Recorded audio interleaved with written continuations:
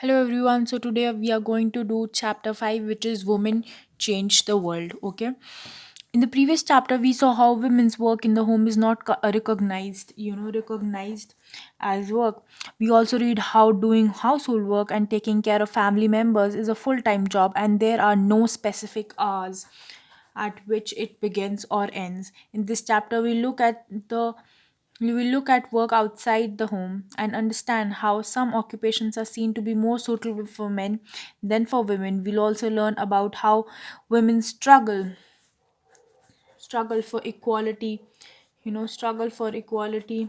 Getting an education was and still is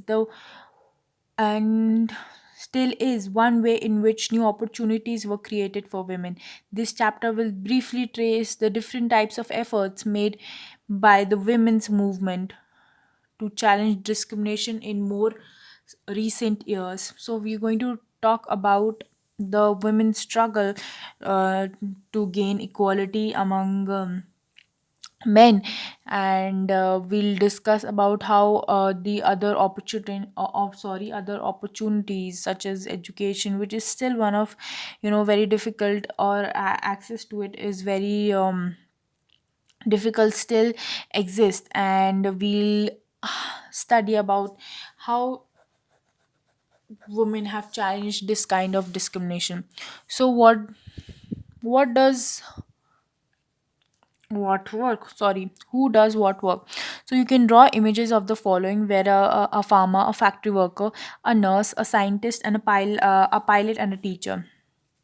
Okay, then you can see whatever you've drawn. So whether you can see that in the image of teacher, whether you've drawn a male teacher or a female teacher, and so on, the farmer, factory worker, nurse, a scientist, and pilot, you can choose according, whether you the first image that came to your mind was the for male or a female.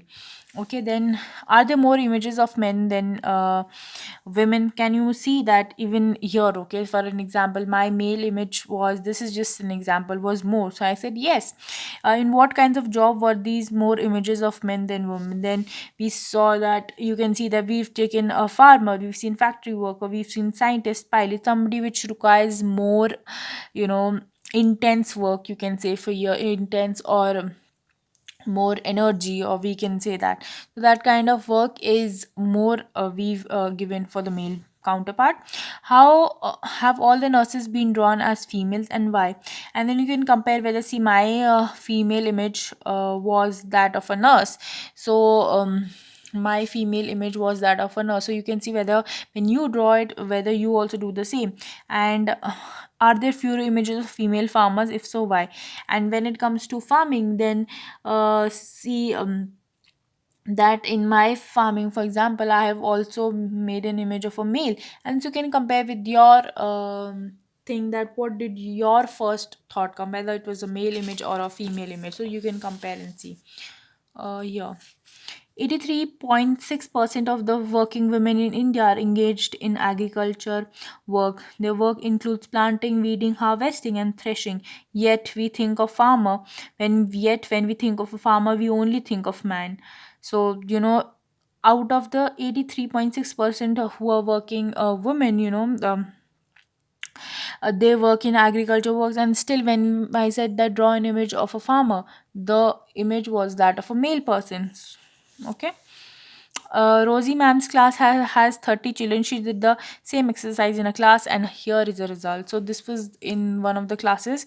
Here you can see the teacher maximum image was of female, whereas farmer there was zero female image, and nurse, um, there was zero male image, and female, everyone thought that of a male female image. And yeah, so you can see, compare. Hmm? Mm, okay. Here. A lot of the children in Rosie Ma'am's class drew women as nurse and men as army officers. The reason they did was because they feel that outside the home too, women are good at only certain jobs. For example, many people believe that women make better nurses because they are more patient and gentle. This is linked to women's roles within the family. Similarly, it is believed that science requires a technical mind, and girls and women are not capable of dealing with technical things. Because so many people believe in this stereotypes, many girls do not get the same support that boys do to study and to train to become doctors and engineers. In most families, once girls finish school, they are encouraged by the families to see marriage as their main aim in life. Okay, you've seen that most of the work which is considered for female outside the home is, also chosen, in which jobs which are, more gentle and requires more patience to be given to females, whereas jobs which require like scientific temperament or, having a technical mind, that are given to men. So these are just because of the stereotypes that we've created in a society. Now we can see a breaking stereotype. You can see a female. Okay, and now let's read about her story. What was her story? Okay. Indian drivers are men. Most of the Indian drivers in India, in general, are men. But 27-year-old Lakshmi Lakra from a poor tribal family in Jharkhand has begun to change things. She is the first woman engineer from the northern Indian driver from Northern Railways. Lakshmi's parents are not literate, but they struggled and overcame many hardships to make sure their children got an education. Lakshmi studied in a government school. Even in school, Lakshmi helped with the housework and did odd jobs. She studied hard and did well, and then went on to get a diploma in electronics. She then took the railway board exam and passed it in her first attempt. Lakshmi says, I love challenges, and the moment somebody says that it is not for girls, I make sure I go ahead and do it. Lakshmi has had to do this several times in her life. When she wanted to take electronics, when she rode motorcycles at the polytechnic, and when she decided to become an engine driver. Her philosophy is simple: as long as I'm having fun without harming anyone, as long as I'm doing well and helping my parents, why should I not lead a happy lifestyle of my choice? So this is the story of Lakshmi Lakra, who comes from a tribal family in Jharkhand, and she's the first woman engine driver in the northern railways, and she's told that all her life she's been breaking stereotype. And why shouldn't she? Because she cares for her family, she doesn't harm anybody, and as long as she's not harming anybody, according to her, she should lead a happy lifestyle, and which should be chosen only by her. Okay, so here we are. Read the story below and answer the question. If you were Xavier, which subject would you choose and why? If you experience, what are some of the other pressures that boys experience? Xavier was happy with the result of his class 10th board exams, though his marks in science and maths were not high. He had done well in other subjects, history and languages.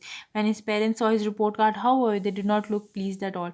My goodness, Xavier, you have managed only 65% in maths. Your marks in physics are low too. I know, Mama, but it's okay because I don't want to take maths or science. I want to study history.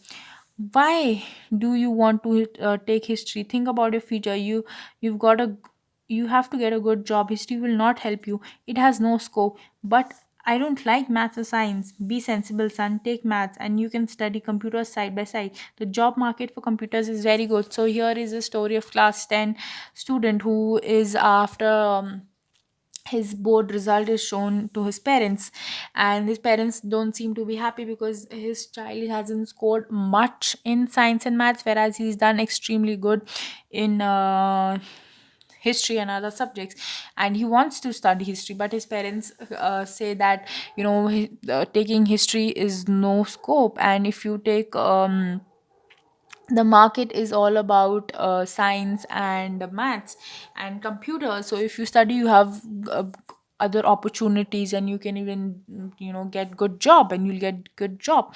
So if you were Xavier, if you were the kid who got those marks and you have wanted to choose history, what would you have done? So experience, many children in our country, India, after 10th have the dilemma whether they should choose science or arts, and most of them choose science if they are above average, because they know that uh, in India, it is always that if you're above average, then you should choose choose science because it has greater scope, though it is not correct.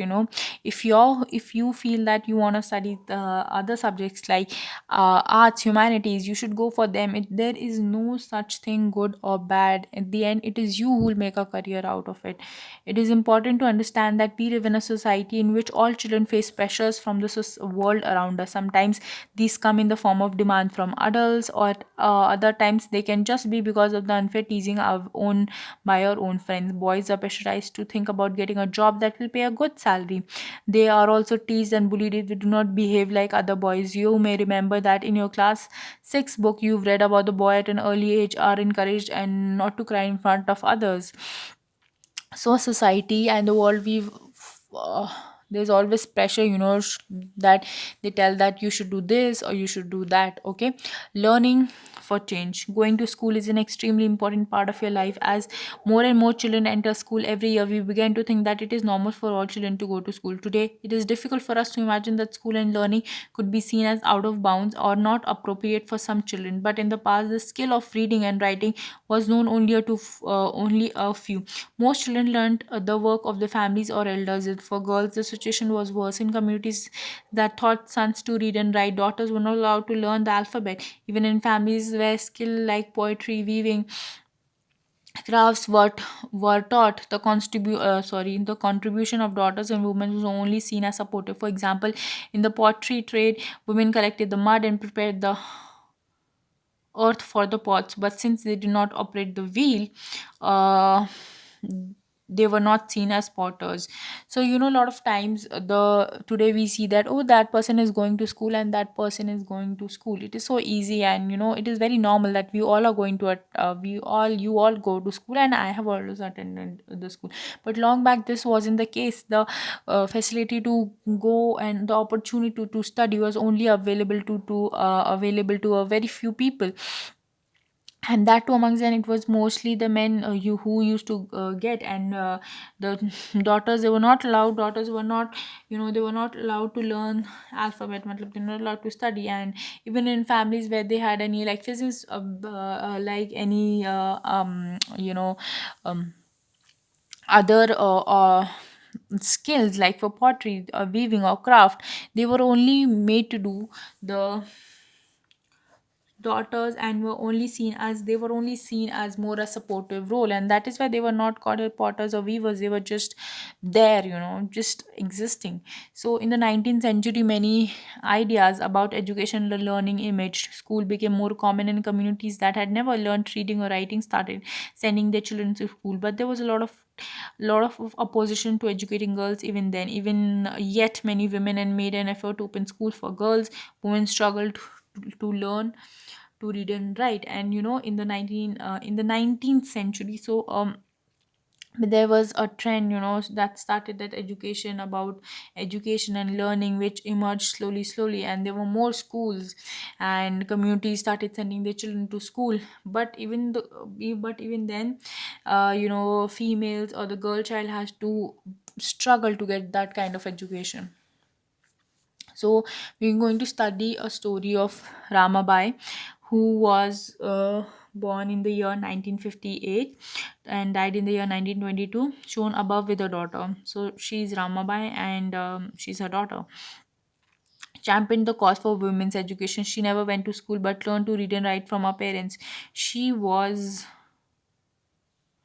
given the title Pandita because she could read and write Sanskrit, a remarkable achievement as women then were not allowed such knowledge. She went on to set up a mission in Kedegaon near Pune in 1898, where widows and poor women were encouraged not only to become literate but to be independent. They were also taught a variety of skills from carpentry to running printing press, skills that are not usually taught to girls even today. The printing press can be seen in the picture on the left corner. Ramabai's mission is still active today. So Ramabai is also known as Pandita because she can read and write Sanskrit, which is a remarkable achievement in itself. And because she didn't learn it from going to school, she learned it from her parents. And her mission of teaching women and poor women and widows who have lost their husband, um, you know getting themselves educated, and they teach other skills kid in Kedegaon, which is near Pune. They are taught other skills also, like carpentry and printing press. So that's her story. Learning to read and write led some women to question the situation of women in society. They wrote stories, letters, and autobiographies describing their own experiences of an inequality. Sorry, their own experience of they experiences of inequality. In their writings, they also imagine new ways of thinking and living for both men and women. So as women started getting education, they wrote about the experiences in this book. Let us read about the experience of Rush Sundari Devi. She was born in 1800, who was born in West Bengal some 200 years ago. At the age of 60, she wrote her autobiography. Her book titled Amar Jeevan is the first known autobiography written by an Indian woman. Amar Jeevan. So Amar Jeevan is an autobiography. Amar Jeevan means my autobiography. Raj Devi was a housewife from rich landlord's family. At that time, it was believed that if women learn to read and write, would bring bad luck to her husband and become a bigot. Despite this, she taught herself how to read and write in secret. Well, after her marriage, I would start working at dawn, and I would still be it at until well beyond midnight. I had no rest in between. It was 14 years old at that. I was only 14 years old at the time. I came to nurture a great longing came to nurture a great longing. I would learn to read, and I would uh, read a religious manuscript. I was unlucky in those days. I was unlucky. In those days, women were not educated. Later, I began to resent my own thoughts. What is wrong with me? Women do not read. How well do I read? Then I had a dream. I was reading a manuscript of Chaitanya Bhagat, The Life of a Saint. And later in the day, as I sat cooking in the kitchen, I heard my husband say to my eldest son, Beben, I have left my Chaitanya Bhagat here. When I asked for it, bring it. He left the book there and went away. When the book had been taken inside, I secretly took out of the page and hid it carefully. It was a job hiding it. For nobody must find it in my hands. My eldest son was practicing that. I'm sorry about the call. I'll be careful. I mean, I that was an important call, and yeah, I'm sorry. So, where was I? He left the book there and went away. When the book had been taken inside, I secretly took out a page and hid it carefully. It was a job hiding inside. It was a job hiding it, for nobody must find it in my hands. My eldest son was practicing his alphabets at that time. I hid one of them as well. At times, I went over that, trying to match letters from that page with the letters that I remembered. I also tried to match the words with those that I would hear in the course of my days. With tremendous care and effort, and over a long period of time, I learned how to read.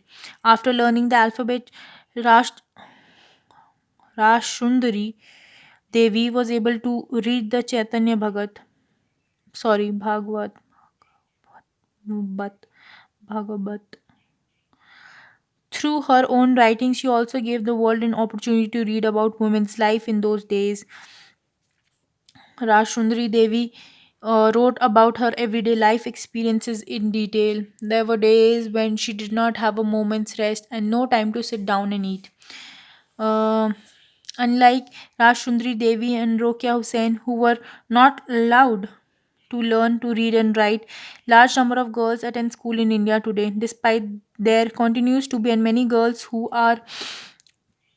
leave school for reasons of poverty, inadequate school facilities, and discrimination. Providing equal schooling facilities to children from all communities and class backgrounds, and particularly girls, continue to be a big challenge in India even today. Okay, schooling schooling and education today. Today, both boys and girls attend schools in large numbers, yet as we will see, there still remains a difference between the education of boys and girls.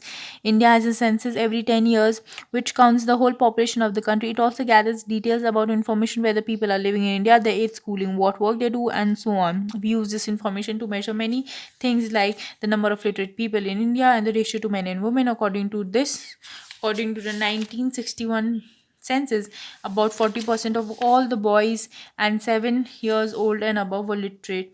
That is, they could at least write sorry that is that they could at least write their names, compared to just 15% of all girls and men. In the most recent census of 2001, these figures have grown to 76% for boys and men and 54% for girls and women. This means that proportion of what men and women who are now able to read and have at least some amount of schooling has increased. But as you can also see, the percentage of male group is still higher than the female group. The gap has not gone away. Here is a table that shows a percentage of girls and boys who leave school from different social groups. Social schedule caste is the official term for Dalit. Scheduled tribe is the official term for Adivasi. We can see the comparison chart, which is here.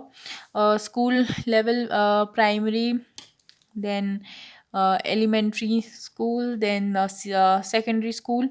Okay, all boys, if 34 boys are there, 52 and 61, you can see how many leave. Okay, like 37, 30 ST boys, and here all girls, and SC girls, ST girls, total 31. So you can see a comparative chart, of people from with social background, and communities, I mean to say, leave the school. What percentage of children leave school at the elementary school, what percentage of children leave school at the elementary level. So you can see what percentage, you can calculate at what level the education do you see the highest percentage of children leaving. So which is the highest percentage, where we can see it is uh, around here, it is like 63. Okay, so we can see that. So you can see that at the level of secondary, मतलब in class 9th and 10th, the total maximum number of students who leave school are maximum. Then why do you think that the percentage of Adivasi girls and boys leaving school in is higher than that of other school, than that of any other group? So we can see that the po- the number of scheduled tribe girls is higher for leaving school, because they don't have access, proper schools are not there, or maybe even their area doesn't have a school. So these are many reasons, for that. You have probably noticed that the in the above table, that SC and ST girls leave school at a rate that is higher than other categories. SC ST girls are leaving at a scale than all girls. You can just compare the figures. uh at the rate that is higher than the other categories, and the other category, all girls. This means that girls who are from Dalit and Adivasi backgrounds are less likely to remain in school. This means that who are from Dalit and background, they're less likely to remain in school. The 2001 census also found that Muslim girls are less likely than Dalit and Adivasis to complete their primary school. While a Muslim girl is likely to stay in school for around 3 years, girls from other communities spend around 4 years in school. So you can see the comparison. There are several reasons why children from Dalit, Adivasi, and Muslim communities leave school. In many parts of the country, especially in rural and poor areas, there are not many. There may not be many proper schools, nor teachers who teach on regular basis.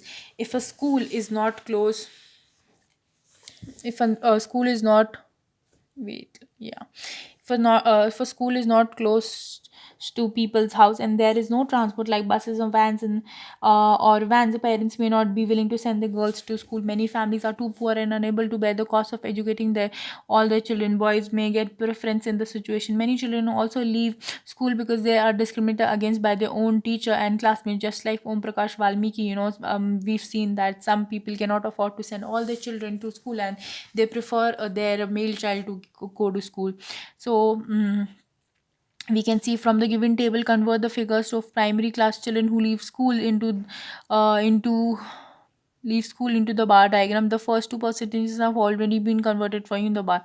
So you can compare, and then you can also form, the other tables, like who leave school at what a class. So you can see, and you can see the compare bar. See, if somebody makes like this, like column thing, kind of a bar, then it's called a bar diagram. Okay.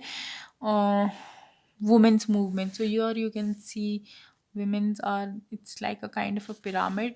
Let's study. Women's and girls now have the right to study and go to school. There are other spheres like legal reforms, violence and health, where the situation of women and girls have improved. These changes have not happened automatically. Women individually and collectively have struggled to bring out this change. This struggle is known as women's movement. Now women's are allowed to go to school, but this change hasn't come so easily. This is through, the struggle through which is also known as women's movement. Individual women and women's organizations from different parts of the country are part of the movement. Many men support the women's movement as well. The diversity, passion and effort of those involved in makes it a very vibrant movement. Different strategies have been used to spread awareness, fight discrimination, fight discrimination and seek justice. There are some of the glimpses of this struggle. So here are some of the glimpses. They are campaigning. Here, campaigns to fight discrimination and violence against women are an important part of the women's movement. Campaigns have also led to new laws being passed. A law was passed in 2006 to give women a face who face physical and mental violence within their homes, also called as domestic violence. So some legal protection they were given through domestic violence law. Who face physical and mental violence, somebody, the male counterpart physically abusing the female, then a law was formed in 2006 which gave domestic violence some protection. Similarly, efforts have been made in women's movement led to the Supreme Court to formulate guidelines in the 1997 to protect women from sexual against sexual harassment at the workplace and within educational institutions. So this was basically called the Vishakha judgment. Okay, I'll write here. It was basically called the Vishakha judgment, in which protection was given. So first here we talked about the domestic violence. Then we talk about the uh, uh, protection from sexual harassment at the workplace or within educational institutions. In the 1990s, for example, women across the country spoke about dowry deaths cases or younger brides being murdered by their in-laws or husbands greedy for more dowry. Women's groups spoke against the failure to bring these cases to justice. They did so by coming out on the streets, approaching the courts, and by sharing information. Eventually, this became a public issue in the newspapers and society, and the dowry laws were changed to punish families who seek dowry. Okay. Satya Rani, an active member of the women's movement, sitting on the steps of Supreme Court, surrounded by legal files gathered during the course of a long legal battle to seek justice for a daughter who has been murdered for dowry. Okay, so they're different. We've talked about domestic violence, we've talked harassment, sexual harassment at workplace, then we talk about dowry deaths, who so greedy to take from their bride that they literally kill those brides and younger brides, sorry, their the housewives. Raising awareness, an important part of the women's movement work is to raise public awareness on women's issues. The message has been spread through street plays, songs and meetings protesting. The women's movement raises its voice when violation against women take place, or for example when a law or policy acts against their interest. Public rallies, their rallies and demonstrations are a very powerful way of drawing attention to injustices. Showing solidarity, the women's movement is also about showing solidarity with other women's and cause. Below on March 8 International Women's Day, women from all over the world came together to celebrate and renew their struggle. So what do you mean by what do you mean by solidarity is that you stand up with somebody against anything. Okay, then here above is when women are holding up candles to demonstrate the solidarity between the people of India and Pakistan. Every year, 14th August, several thousand people gather at Wagah on the border of India, Pakistan, and hold a cultural program. So, solidarity means to stand up for somebody. Okay, how do you think stereotypes about the women can and cannot affect the women's right to equality? Due to these stereotypes, there are restrictions for women, that you're allowed to do certain kind of jobs or you're not allowed to study. So these restrictions make these stereotypes make restrictions for women to do or try out hands at other things. List one reason why learning alphabet was so important for women like Raj, Shundri, Devi, and Rabia and Rokia. So their education plays a very important role. And when she thought that she cannot even, she saw a dream and she saw that she cannot even read that book. So maybe that was disheartening for herself, and she wanted really to read it, and not only for the book, but she wanted to learn how to read and write, and that's how she had the the this thing inside will, and that's why she was able to do it. Poor girls drop out of school because they are not interested in getting education. Reread the last phrase on the page 60 and explain this. Do you think that poor girls drop out of school because they're not interested? No, it's not that they're not interested, it's that they're not able to get access to study that. Can you describe two methods of struggle that women's movement use? See, method C, one is of course play, then of course songs, then we have protest, okay, raising awareness in which the issues can be raised, and then debate, discussions, and everything. If you had any organized to struggle against stereotype about the women's can and cannot do, what woman should you employ from the ones you've read and chosen one? So if you want to also protest, you can also discuss what method do you think is appropriate.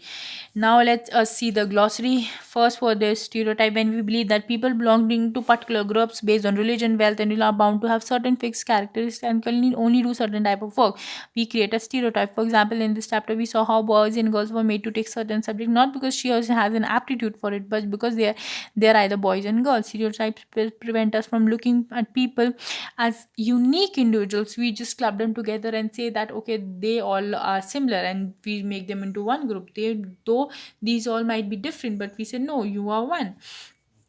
Discrimination, when we do not treat people equally or with respect, we're indulging in discrimination. Okay, we don't treat.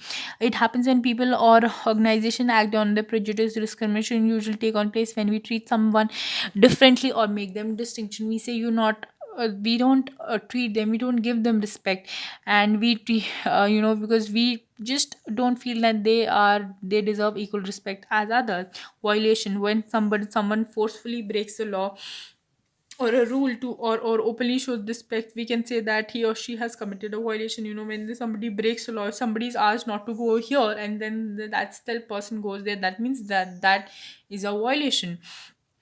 Sexual harassment, this refers to physical or verbal behavior that is of sexual nature and against the wishes of women. And if somebody is saying no, then that has to be treated as no, regardless whether just to make or false assumption, a no is a no. So then we have Rakia Shakshat Hussain and her dream of Ladyland. Rakia Shakshat was born into a rich family who owned a lot. Though she knew how to read and Urdu, she was stopped from learning Bangla and English in those days.